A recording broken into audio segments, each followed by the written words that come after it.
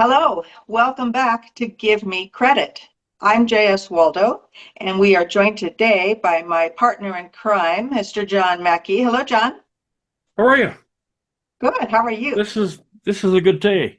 It's a good day when we can Awesome. start discussing and dispelling myths. I like Yes, doing that. yes, me too. That's the entire goal. We are going to jump back into the Fair Credit Reporting Act, the FCRA, which we started talking about in our last podcast. And we didn't get all the way through it because it's such a technical rule, but one of the most important ones, the first one really, that we got to help protect consumers. So, John, I'm going to turn this over to you if you want to give it a start, and we will pick up when you're ready. Yeah, let's just start with a brief review of what we went over last week. And the Fair Credit Reporting Act was established in about 1970 due to the egregious nature of businesses and uh, and what they did to your credit report and what they wouldn't allow you to see. So the first one in review is the right to access your credit report.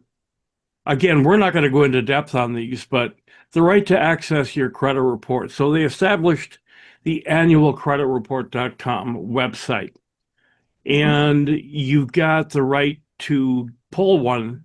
It's mandated, meaning it's by law that you can pull your credit report once every month. I'm sorry, once every year per Mhm. bureau.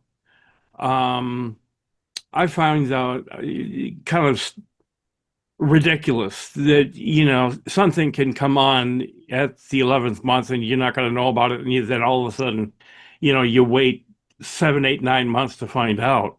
But nonetheless, that's the way this is mandated. Now, the credit reporting agencies, due to COVID, said you can pull it once a week now. And we said that's too much. You can check it once, uh, once a month is what I said would be appropriate. Right. Num Number two, you get the right to accuracy, completeness, and verifiability. We're going to get into that a little bit more today, not in this right, but just know that everything has to be correct on a credit report. And the verifiability is a very, very important word because you're not going to know if it's verifiable or not unless you challenge it. Makes sense. Number three, the right to dispute errors. So if there are errors, you've got a right to dispute those. If they're inaccurate, again, we go back to if it can't be verified. The bureaus must investigate, and it usually takes about 30 days. Uh, Now, technically, you got to give them a week for the mail to get there, and they've got 30 days to review and a week or two for it to come back. So look for it in about 60 days from the day that you send it out. Mhm. Number four, the right to be informed of negative actions. So if you've been rejected for a loan, be it a car or a home loan, if you've been rejected credit, if you've been rejected for employment, any sort of rejection, they have to send you what is called an adverse action notice. And in this notice, they've got to explain why and show you why you were rejected. Now, that brings us to the starting point of Mhm. today. And the first one we're going to go over today is number five, the right to know who looked at your credit report. Yeah, that's a big one. It is, it is. And it's big in a variety of senses. We have to know who's looking at us. We're seeing a lot of companies out there saying that they can approve your credit based on soft pulls. I don't know how they're getting by with it. I'm going to assume that it's legal at this point. I'm going to investigate that. But we're Mm. just seeing that start. And a lot of this is coming from the fintech companies. That's the financial uh, technical companies that are putting out the apps the bookkeeping apps or a variety of ways to offer your credit, the buy now, pay later apps. Now you've got two different types of uh, inquiries. One is what they call a hard inquiry, Mm-hmm. and the other is a soft inquiry. Now, the hard inquiry is where it affects your score. So every time you apply for a loan, you're going to get a 3 to 5 point ding. Now, let's say you're shopping for a mortgage. It's going to affect, depending upon how long you're applying for mortgages or looking or shopping, Mm-hmm. it could be one ding every 45 days. So try to keep it within that time frame. Now, for credit cards, that's revolving debt, and they're going to ding you every time you do it. So it's a 3 to 5 point credit hit every time you pull your credit report. And again, to break it down into another way here, a hard inquiry is where you're applying for a loan. You're applying for uh, uh, for debt that you're going to incur. Right. Now, there's a spot on here called soft inquiries. Now, the annual credit report is the only spot that you're going to find soft inquiries. And those are where people are checking on you, but they're not affecting your credit by doing so. So, for example, advertisers might say, give me everybody in a 55433 zip code and between 600 to a 650 score. So all of those are going to be pulled as a soft inquiry. It could be a debt collector. You may possibly have a bad debt out there. They're monitoring you to see if you've got new income coming in, if you've got new credit coming in, then they use that as an indicator through the soft inquiry. But most people don't even know who is what I call spying on you. Mm-hmm. So to back up, you've got a right to know who's looking at your credit report. Right. So And I have one question on that. So you said when you're reading your credit report, there's going to be a little section that says soft inquiries. yes, Okay. that's exactly And right. excellent, excellent. I just wanted to point that out. So it's not difficult to find. You just have to, like we always say, read from the top. Just start reading. Read every line. You'll find them. Right. And it's going to be towards the end of the credit report. It's not going to be at the beginning. You got your masthead, your heading, what bureau it's from, and then all of your trade lines. It might have judgments, liens, foreclosures on there on the top Mhm. before the trade lines. Then you've got all your trade lines, your revolving, your installment, both open and closed. And then comes the hard inquiries. And then below that, it'll say soft inquiries. Excellent, excellent, excellent information. Okay. Great. So where do we go next? What's the next one? Well, the next one is the right to add a consumer statement. And I find this so insulting, forgive me, because they say if you don't agree with our results, you've got a right to write. You've got a right to write. You got to spell those different. Um, you got the right to write a 100-word statement and to say, why you were late, or the fact that I disagree this wasn't late. Or some people are as ignorant as saying, I just don't like paying my bills, as a statement, which is beyond comprehension. But here's the point, is that no matter what you put on there, it's not going to change your credit score. That's right. So I've never recommended that anybody put any statement on there at all. Where it might be beneficial is if you're dealing with a hometown bank, come from a small community and you know your banker, there it might be there where you could have it there and it might be a factor. But if you're looking for credit cards, car loans, home loans, it will have no factor at all in the scoring. And isn't that what we're talking about here? We're Yep, talking about exactly. what affects your score. Here, yeah, and I 100% agree with you. I can tell you as a former underwriter, I saw these statements all the time.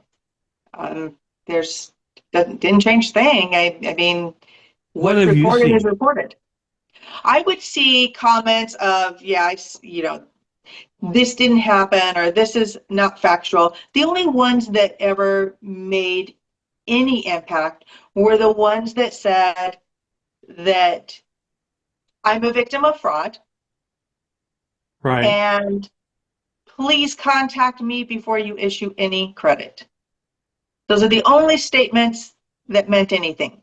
Because if I see a statement like that, that is a classic condition to make for an underwriter to make, to tell the lending team, you now have to take this extra step and you have to call this person and you have to verify you're talking to the correct person and verify that they truly applied.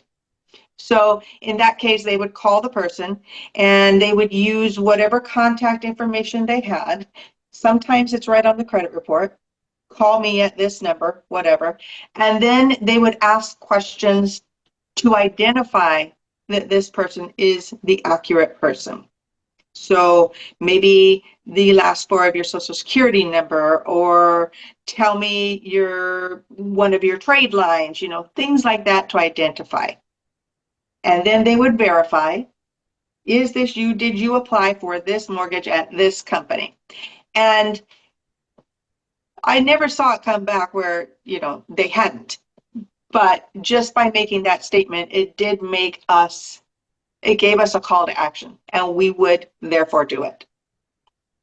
It's interesting that they would choose that versus freezing a credit report. So maybe they just didn't know. Yeah, they possibly, but at the same time, a lot of people are afraid to freeze their credit report, which, I mean, I don't know why, but I do know that a lot of people are afraid of it, and that's probably something we need to talk about as well. But that's where the only consumer statement I've ever seen that is going to have an impact. Okay. Okay. So you would, no matter, and you underwrote for a lot of large organizations. Yes. So you would see that on a credit report. Mhm. So you, in fact, read the entire credit report. Every last line. That's Yeah. amazing.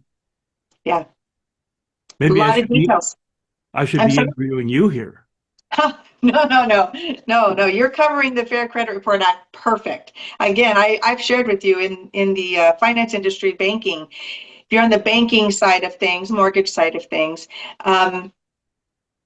you have to learn all these rules, and they test you on them annually. So these are things that are always near and dear to my heart. They're very important, and you have to stay educated on them. And I think it's really important that we are sharing this with our listeners. Yeah, well, for sure. I do too. And I also want to say at this point, which has no relevance to what we were talking about here, is the amount of knowledge that you have. Oh, thank you. I've read your articles on Substack, and it's simply amazing. I learn, and I used to do mortgages, but now again, that's 15, 20 years ago. Yeah. but nonetheless, you are a very knowledgeable person in that area. Well, So thank you. enough accolades for you. I'm seeing your head starting to swell. So, Let's continue. okay. The next one is you got the right to dispute directly with the furnisher. Um, and this gets into some real nuances here. Sometimes people, instead of going to the credit bureau, will dispute it directly with the furnisher. Mhm. If this goes to legal proceedings at some point, you're going to always want to start off with the credit reporting agency to challenge it there. Um, but you do have the right. And the way that I ran it is that the first time the dispute goes to the credit bureau, the second time would be a letter to the credit bureau saying, give me the name and the address of the person that you spoke with for the purposes of suing them. So they'd have to give me all the information to be contacted with the furnisher. But then I would Interesting. go directly with the furnisher and challenge it. Surprisingly, sometimes these corporations or businesses, lending institutions, would send me back a book full of data. Um, the loan app, the signatures, the supporting documentation. Well, now I know they got their stuff together. So Right. if they validate it at that point, it's pretty difficult to go on from there. Yeah, Uh, as far as disputing, you mean? yes, Yes. absolutely. Yes. So I'm not one of those, or wasn't one of those people that kept on inundating the companies with dispute after dispute after dispute. Now you're just starting to look stupid in doing that. Yeah, Uh, because they verified it. they have verified it, and they're going to write you off as a frivolous case. And at that point, they don't have to talk to you at all. They can stop communicating with you. It's good to know. Okay. Now, number 8 is the right to privacy of your credit report. Um, I just read an ad where there's a company out there, I believe it's called iSoft, where they're saying they can pull up, or you can sign up with them, and you can pull a credit report on anybody with their name and address and not even have their social security number. How they're doing that legally, I don't know. Wow. But in this, Wow. yeah, but in this day and age, um, because we have such limited availability of the CFPB, it's going forward. There, again, if there's a law out there, but there's no teeth in the law and no one to enforce it, what good is it? Yes. So anyway, your report can only be accessed by people or businesses with a permissible purpose. In other words, you've given them the authority to pull a credit report. And on the 1003, that loan application for mortgages, it states it right there. We will be pulling a credit report. They Mhm. have that right then to do that. But it could also be insurers. You're not going to know if they're pulling or not. They don't really put it out there that they're doing that, but in the contract you sign, it'll say that. Yeah. Employers can do that, but they have to have your written consent and Yes. they have to have a real reason for it. So if you're working at 7-Eleven, that might not be a good example, but let's say a line worker, Yeah. um, assembly, there's no point to knowing what your credit is as the employer. And but there are still some people that will want to pull that report. Can't do it legally. Okay. Now, landlords also, they'll run you through a credit check. That's why I say it's always important to pull your credit report and to evaluate it and to talk about it and to read it and to understand it. It's your history. It's your financial history. Yeah, and we've said this on every single podcast, and we might as well do it right here again. Your number one assignment today is go get that free credit report from all the bureaus. You need to Right. know what's on there. You have to know what's on there. This is your financial life that affects so much. Yeah, yeah, that's so true. I know that I pull mine once every month or so just to make sure that there's no fraud, just like anybody would want my credit report. But nonetheless, I'm joking. Um, but you got to know who's seeing you. You Yeah, got to make sure that there isn't erroneous information that's slipped on. That's so important. I just can't overemphasize it. yeah, I'm with you 100%. So important. Yeah. Okay. You've got the right to security freeze and fraud alerts. Here's an interesting, I think is an interesting thing, but I'm kind of a nerd about this. Imagine this. You're building a home.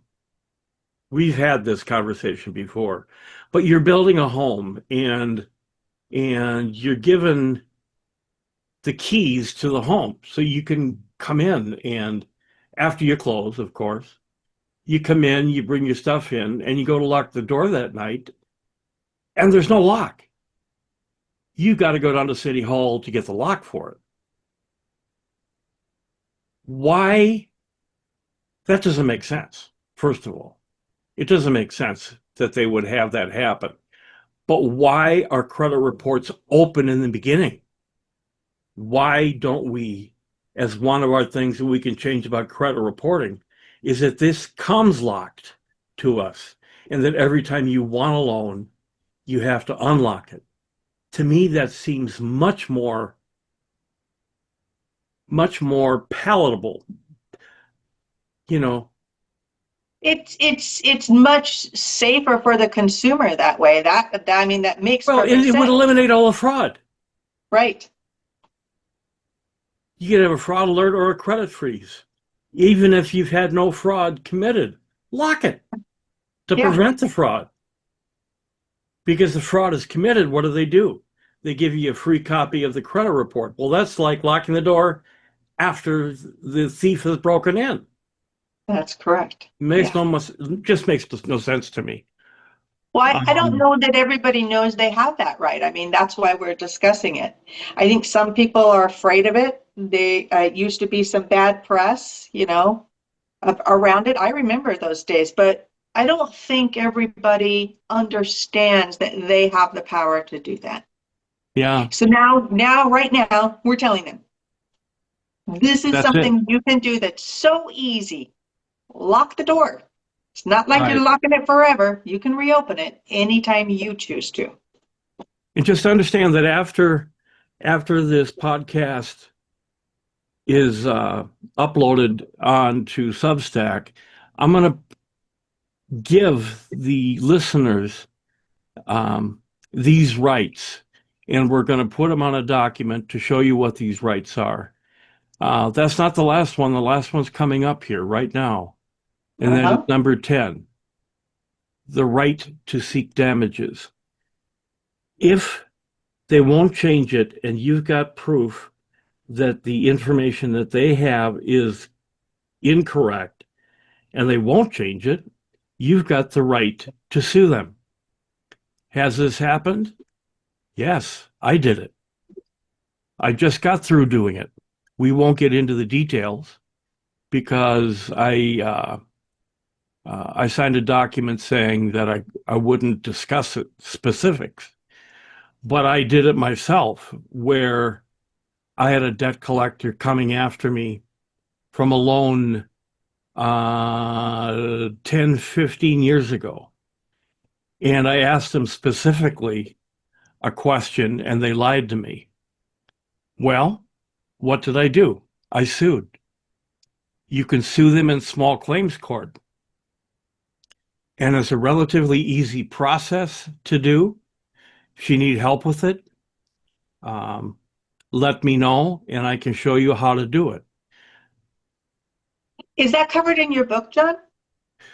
No, it Oh, isn't. okay. Um, Again, as we're talking, there are so many other things I think about that should be in print. Um, because the law specifies exactly what they can't do and what they can do. And if any of these laws are violated, you have a right to sue. Now, what are damages? Damages are minimal, to be quite honest with you. It is $1,000 if you use an attorney. Um, well, let's not even go there. $1,000 you've got the right to obtain if you file for damages in court.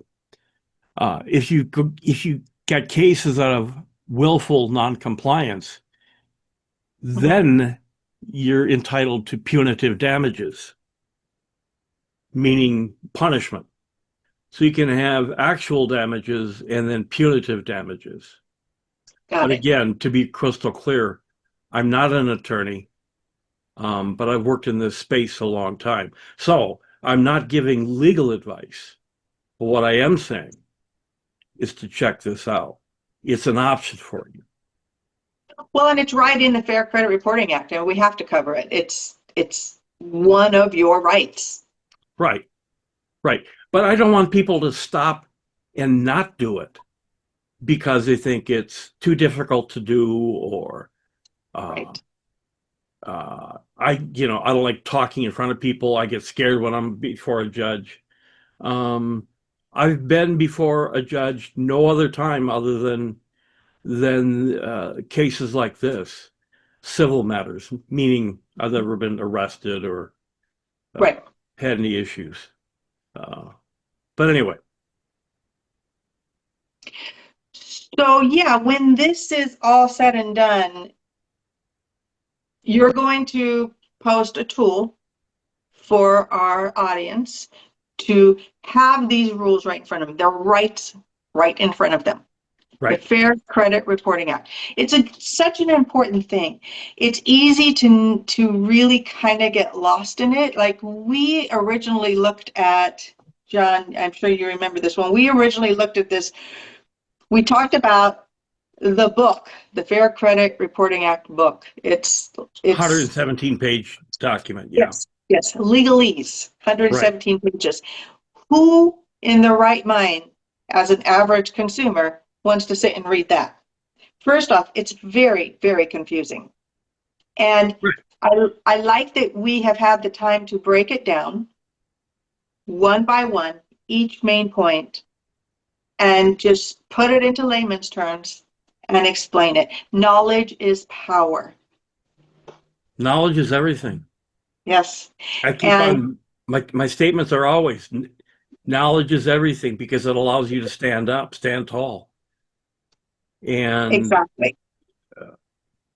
that's all I can say. I mean, I have a tendency to babble and go down rabbit holes, and I'm not going to do it this time. I haven't started yet on this on this talk, but yeah, it's something that we need to understand, and especially in the climate in which we're living today. Yes, I agree with that completely. And so, again, I want to invite everybody, if you have questions about any of this, ask them. John and I are available. You can DM us, you can give us comments, you can email us both. We're easy to find on Substack. Obviously, we're on Substack with this podcast. but our emails are very easy to find there, and ask your questions. John is an expert. We want to help you. So please Right. don't hesitate. Do not hesitate to reach out. And John, before we go, I'm going to turn this over to you one more time. Any last remaining words of advice that you'd like to share with everybody? Um, Plant your corn in the spring. Okay, that's everybody. As a farmer, you don't plant it in the fall. Right. It's an old joke. But anyway, just maintain, understand that this is not as difficult a process as you might think. You've got rights, you've got responsibilities for sure. But with those responsibilities come the rights you have to defend yourself and to challenge items on a credit report. Yes, That's it. that's awesome. Well, thank you again for all of this. We will be covering lots more topics like this for all of you out there. Again, please don't hesitate to reach out with questions and comments. Tell us what you want us to talk about.